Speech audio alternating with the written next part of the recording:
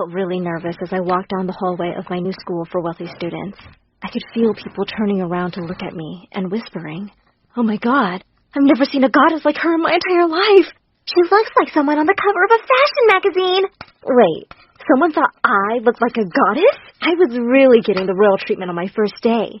I had girls asking me to sit with them at lunch, and boys were dropping by to introduce themselves and bring me food. These people wouldn't look at me the same way if they ever found out about my parents. Just then, a nasty-looking girl walked over to my table and leaned on it, her face inches away from mine. "I don't know who you are or where you've dropped down from, but you better not cross me.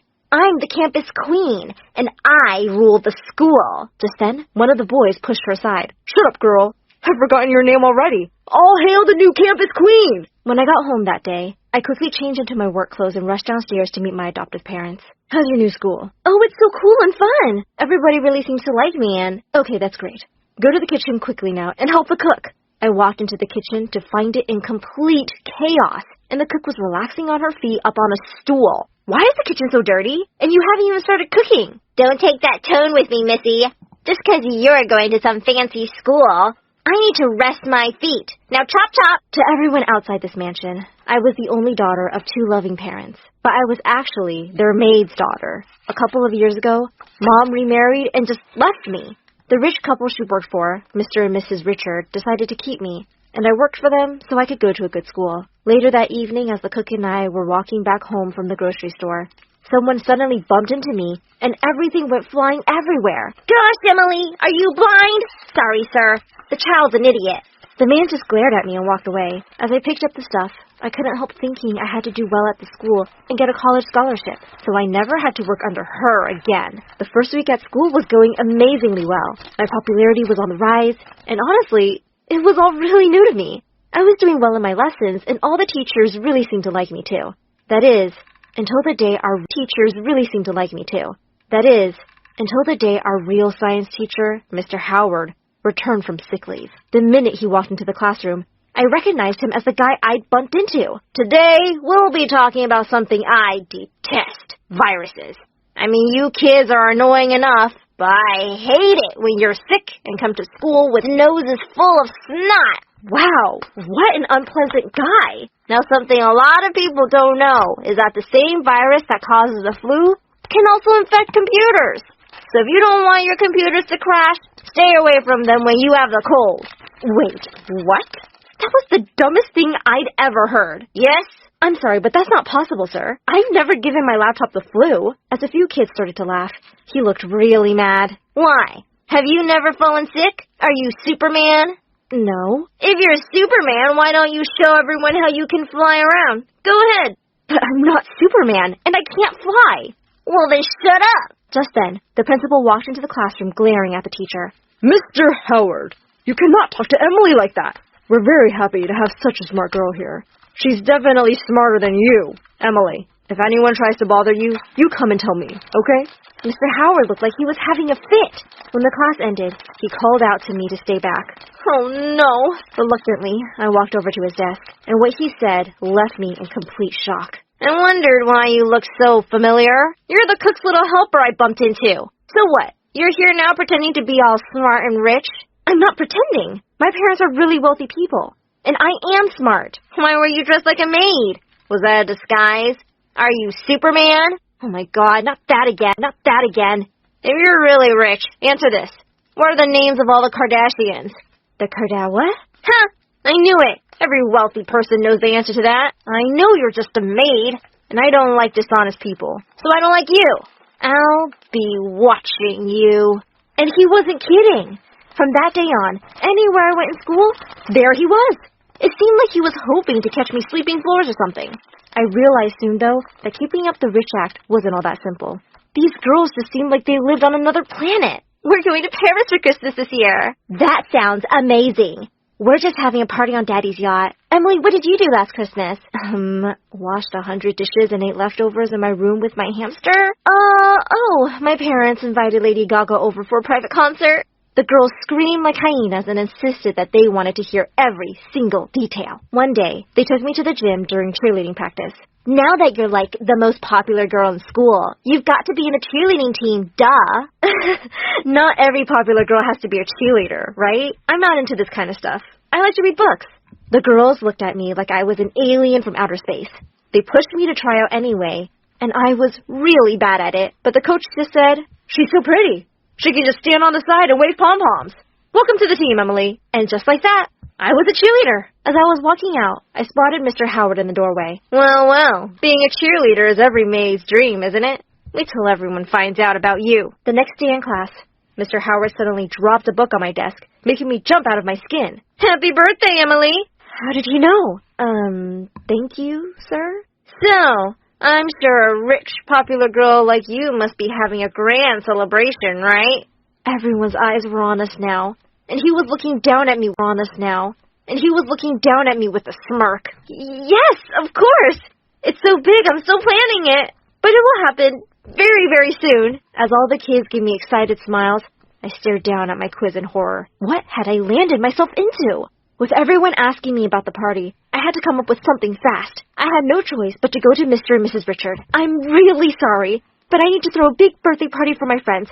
I'll make up for it by doing extra chores." I thought they'd be really mad, but Mrs. Richard jumped up excitedly. "Deal. Now let's throw you the biggest birthday bash this neighborhood has ever seen." And boy, did she go all out. The theme of the party was teen models, and there was a fashion show runway, makeup stations, and pink outfits for everyone.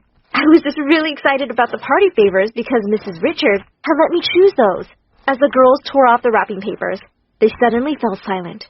"What's wrong?" "Ew, you gave us books?" "Yeah, and not just any books. These are limited editions, signed by J.K. Rowling herself." The girls looked really disappointed. But just then, Mrs. Richard came running in and pushed me aside. "I know what teen girls want. Diamond bracelets. There, you get one, and you get one. Everyone gets one." The books were rudely tossed aside, and I nearly went deaf from their high-pitched screams. The next day, everyone was still discussing how amazing my party had been. Just then, Mr. Howard walked in with our assignments and started distributing them.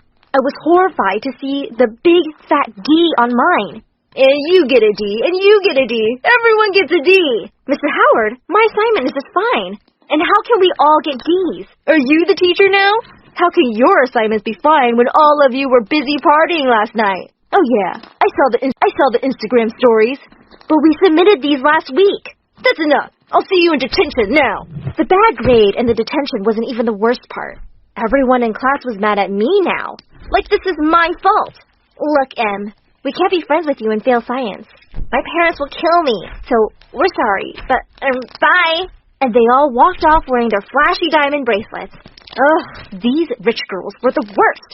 I couldn't let him bully me and ruin my grades, so I decided to talk to the principal. After he looked at my assignment, he called Mr. Howard into his office. I was looking forward to the principal telling him off, but I was not expecting what came next.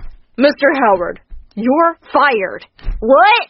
"You heard me. Now please pack your things and leave immediately." Mr. Howard looked completely stunned, then got up and left quickly. I was horrified.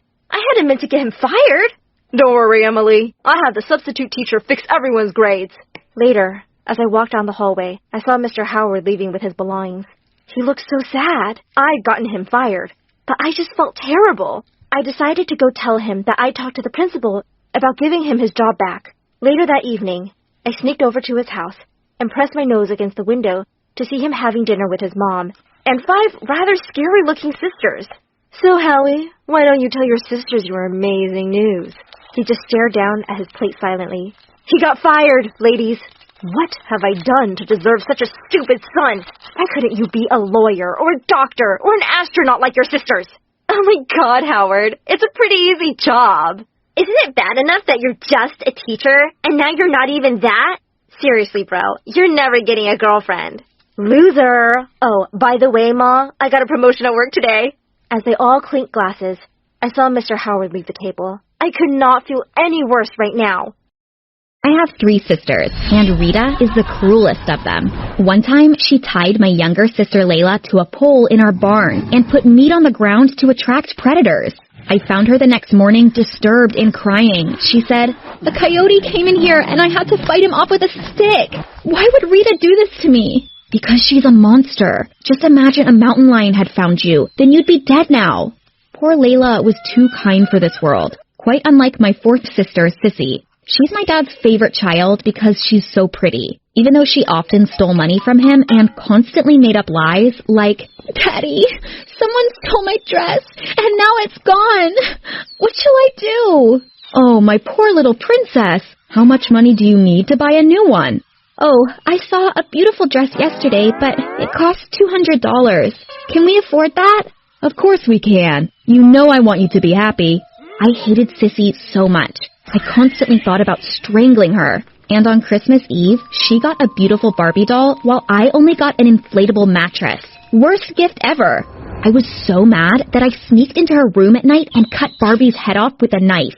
Of course, when she told Dad about it, he screamed at us, "Who destroyed Sissy's Barbie doll?" No one admitted to the crime, so he took away the Christmas gifts of all three of us and threw them in the trash. Anyway, a few years later, my cute classmate Steve came over so we could study together. But then my sisters saw him, and Rita said, "You are so handsome. Are you my sister's boyfriend?" "No, we're just doing a team project." "Really? So you are still looking for a girlfriend?" "Because I'm available at the moment." I freaked out, screaming, "Leave him alone, Sissy, you shameless whore!" But it was hopeless. She looked him in the eyes and said, "I've never kissed a boy before," while stroking his chest. I was about to rip her head off, but Rita beat me to it and threw her to the ground, screaming, "Go away, or I'm gonna break your pretty face!" Meanwhile, I used my chance to pull Steve into my room. I didn't have much time and asked, "Do you find me attractive?" He was too shy to respond, so I went ahead and just kissed him. Luckily, soon after, we even became a couple, and I finally felt like the most badass of my three sisters. But guess what Sissy did? She wrote Steve's older brother a message on Facebook, asking him out on a date, even though he was 8 years older than her. But it doesn't surprise me. Sissy has always been a shameless tramp. I don't want to know what she did to seduce him, but at least Dad wasn't happy when she brought her boyfriend home. He said, "He is too old for you. Why can't you date someone your age?" "But Daddy, I'm not your little girl anymore. I'm growing up." My dad was speechless, and then Sissy walked over to me, saying, "Sister, isn't it cool that we are dating brothers? Even though mine is much hotter than yours." "Did you know he already graduated from college?" I gotta admit, her boyfriend was cooler than mine, but then I did some research and found out he had been kicked off his high school for drug use. I immediately told Dad about it, and he got so scared for his little princess Sissy that he completely forbid her from seeing him anymore. I told her, "Oops, seems like it's over between you and your boyfriend. I wonder how that happened." "Well, it's a bit annoying, but at least I know that once I'm an adult, I can always find a hotter boyfriend than you." I tried to ignore her comment, but it stuck with me for years. And when she turned 20, she sent me a photo of her and some B-class actor she was dating. She wanted to make me jealous, and it worked. But I didn't give up and also started dating someone. Maybe my boyfriend was just a normal guy, but I knew we could have a better relationship than Sissy if we just put in enough effort. So I chose tango dancing as a hobby for us. And just 2 years later, we won our first small tournament. It gave me enough confidence to finally meet up with Sissy and her perfect boyfriend. Of course, she talked non-stop about their good life and fancy vacations. But when she asked me, "So what is your boyfriend doing?" I just looked at Marcus and said, "I don't really care, but he is a hell of a good lover." We started giggling and he gave me a kiss. Well, it's cute that you don't care about material things, but if you want to come visit us this weekend, let me know. Our house has 6 bedrooms and a great view of Los Angeles. Oh, I'm sorry, but we already made plans. You two? Like what? Oh, sister, why are you so interested in my life? Well, my boyfriend and I go tango dancing this weekend. By the way, do you two have any hobbies?